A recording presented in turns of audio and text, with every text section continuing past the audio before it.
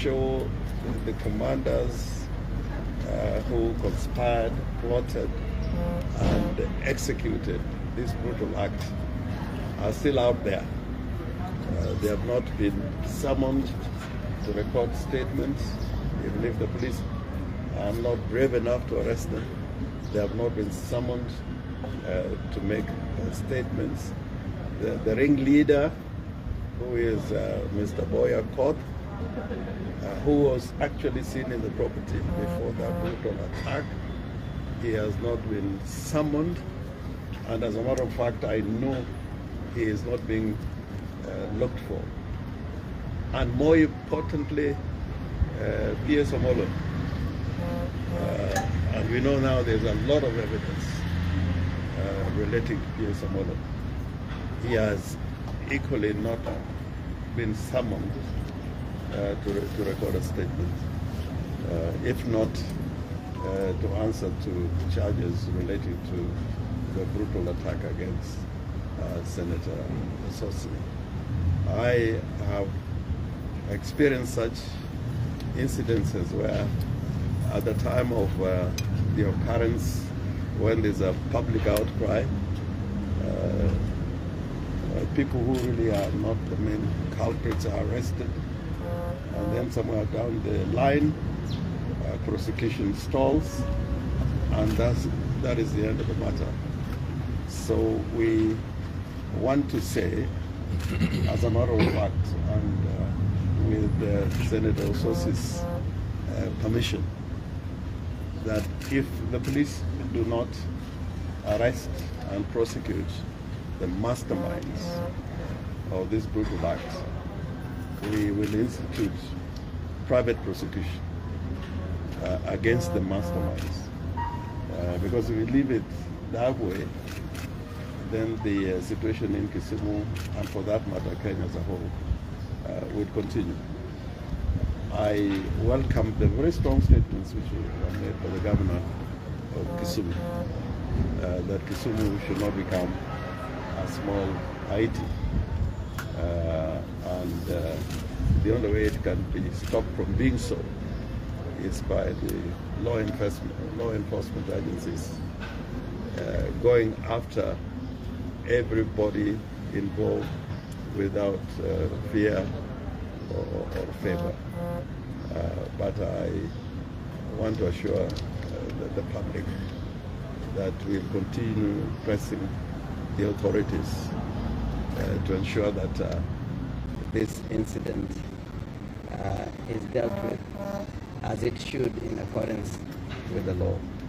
I want to say that the government has condoned goonism in the country, and everywhere the president is going, people are assembled, goons are assembled. I have a personal experience of that, and the highest office in the land has not spoken about this incident in Kisumu, nor has the minister condemned appropriately what happened to Senator Sosi in Kisumu. So I want to defer to Edwin as part of the team. Thank you, Senior. I think all has been said. We are here for Senator Sosi to record his statements. We are happy that the investigating officers from Kisumu are here. We want to continue to thank the people of Kisumu who largely did the investigation for the police by unmasking the criminals who attacked Sosi, giving the police the identities of these people. The investigating officer has confirmed to us this morning that in fact they have the identity of all of those people. He says that some of them are on the run, they have run away from the Kisumu area, but we hope and trust that all of them will be arrested. And as Governor Orengo has said, really if the weight of evidence cannot force the police to act on the gangster themselves, the gangsters, the masterminds of these goons, then there is no law and order in this country. There is no law and order. And the situation is so bad that the people who are behind these goons are themselves in law enforcement. I don't know how bad it can get in a country when the people who are charged with protecting the public are the ones actually attacking people at restaurants. You know, for us as politicians, we understand that sometimes it can get rough, but we don't countenance a situation where you are attacked having tea at a restaurant with your family or with your friends. So we want to continue to ask that the person behind the goons themselves must be also brought to record a statement, if not arrested, because he is not, and the weight of evidence is there, as Governor Orengo has said. We will come to Kisumu on the 26th of this month as the Linda Mwananchi team to thank the people of Kisumu in person for the work that they have done in unmasking these criminals. So after Nakuru this weekend, this Sunday, we will be in Kisumu on 26th. And the message that we are sending is that the people of Kisumu themselves are peaceful people. And the Governor Nyong'o and Orengo has rightly said, Kisumu is a crucible of political debate where ideas can be traded freely so that everybody is welcome to be able to say their piece. Therefore, we want to urge the people of Kisumu to turn out in large numbers on the 26th. We'll be giving more details as time unfolds. But I want to stop there and maybe allow my colleagues to also say something. Thank you.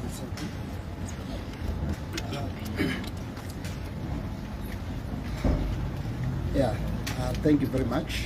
Na mimi yangu ni kuongezea vile wenzangu wamesema, kwa sababu sisi kama Linda Mwananchi we are not happy for what happened, and we are standing in solidarity with Honorable Ososi, and we want to ask the government, because we know how things happen sometimes in this country, whereby kitu inaanza inasukuma ikifika mahali inakoma. Sisi kama Linda Mwananchi tutahakikisha haki imepatikana, na hatutaki jina ya watu wa Kisumu itanishiwa na mtu. Wale ambao, those small group which was organized by some people who are well known, we want them to be brought to book, and we want to assure the people of Kisumu that upendo ila wanatuonyesha, tunakuja 26, we will be there to stand with them na to condemn hii jambo imetendeka tukiwa pamoja. Hatuwezi tukakubali watu wachache waendelee na kuharibu nchi yetu. And we want to ask the government, we want this nonsense of goonism to end, and we want it to end forever, because we cannot see how our people can be harassed. Anywhere they go, you get that goons are there following them. Unaona bila wanaharibu mikutano. We have witnessed this weekend vile walifanya, wanavuruka mikutano ambao ni amani, na hii jambo ndio tutaendelea kuikemea kabisa.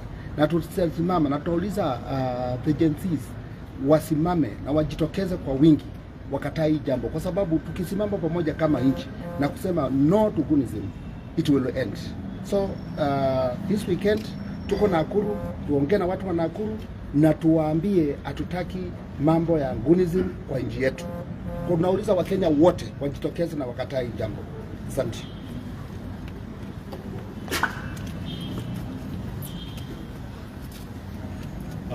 Thank you very much, and we are here today in solidarity with our brother Senator Ososi to have him record the statement, as we still continue to condemn the acts of hooliganism that's been growing in this country. It started here in Nairobi, in the full glare of our security agencies, where goons walk side by side with security agencies. It has now gone to a point where goons attack not just a leader,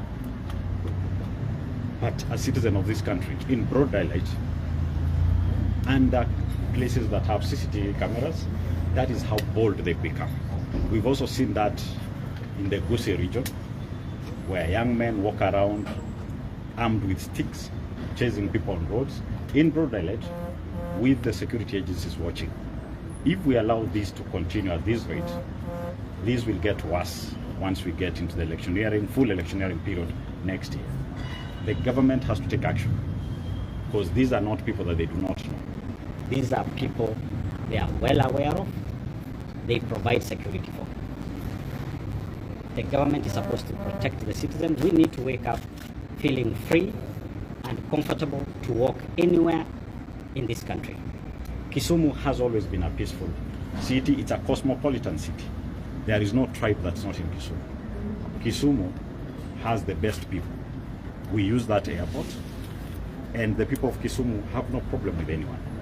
We will not allow a few people to taint the good name of our city called Kisumu, which most of us use as a point of transit to Nairobi, and many people have invested there. We are not going to scare investors because of simple political interests of some few people, few elements who feel they're in power and are going to abuse that power. This power is transient. Once you're there, use it responsibly, because when you misuse it, once you leave, the same power will come for you. We have to protect Kisumu, and we thank the people of Kisumu for bringing out the names of all these people. Wait for us on 26th of this month. We will be there to join hands with the people of Kisumu to ensure the democracy of this country, as it has always been the spirit of Baba, that everybody speaks his voice. That was the bedrock of Baba, Kisumu. We will be there to join with you and to continue that spirit of free speech, democracy of association, freedom of association, and knowing that Kisumu is part of Kenya. People of Kisumu are Kenyans, just like all the people of Kenya, where people from Kisumu also reside, and they are treated with respect. Thank you very much.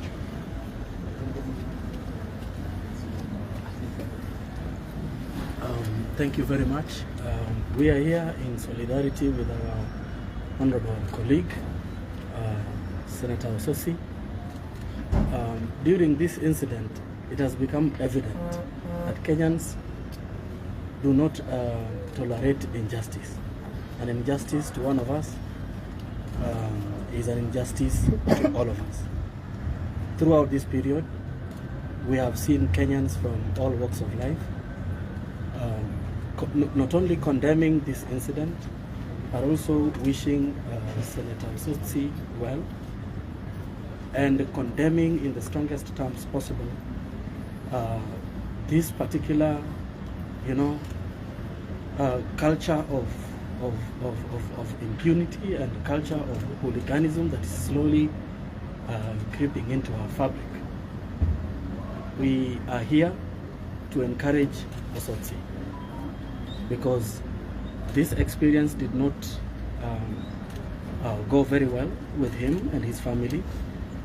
And for us, we just want to thank Kenyans for standing with him, and we are here to continue to petition the authorities to act with speed to arrest this particular culture that is slowly creeping into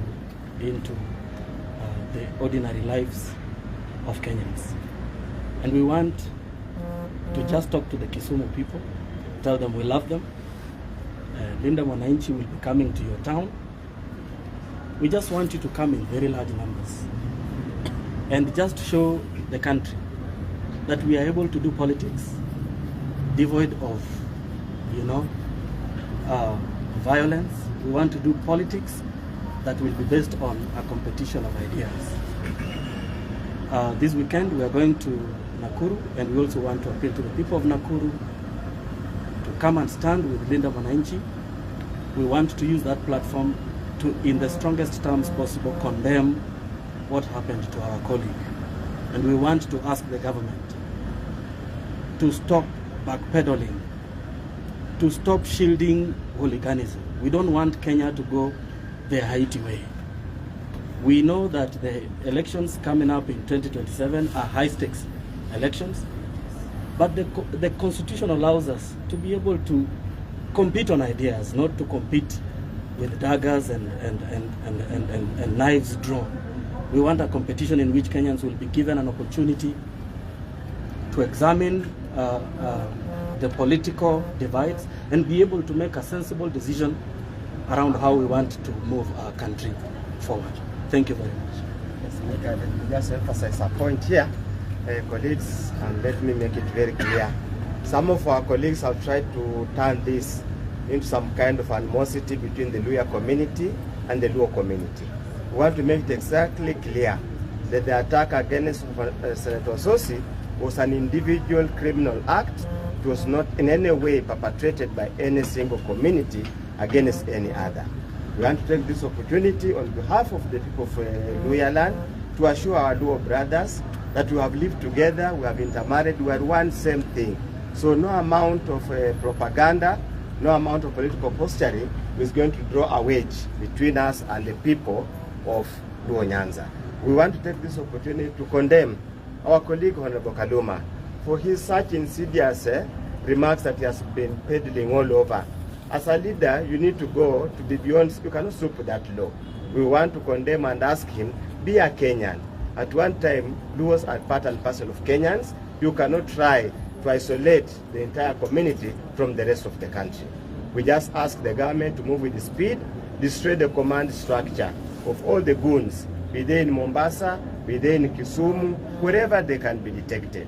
Because this country has to stand united and remain one undivided country, regardless of the results of politics that will happen in 2027. Thank you. I just wanted to add something about what Ohundo has said about Kisumu. Kisumu is really a cosmopolitan city. The first MP for Kisumu, sponsored by Jaramogi Oginga Odinga's party, was Amir Jamal, an Indian.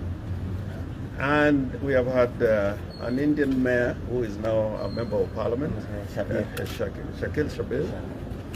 We have had the first lady to be a mayor and a member of parliament in the Republic of Kenya was from Kisumu, Grace Onyango. So Kisumu is a cosmopolitan city. We have had even a Maragoli mayor in Kisumu. So the character of Kisumu is very different from what this act of thuggery kind of tried to display. And that is not the spirit of Kisumu at all. And on the 26th, itakuwa mbaya. Kisumu itakuwa mbaya. Wabiro. Wabiro dala. Asante. Wacha tuandikishe.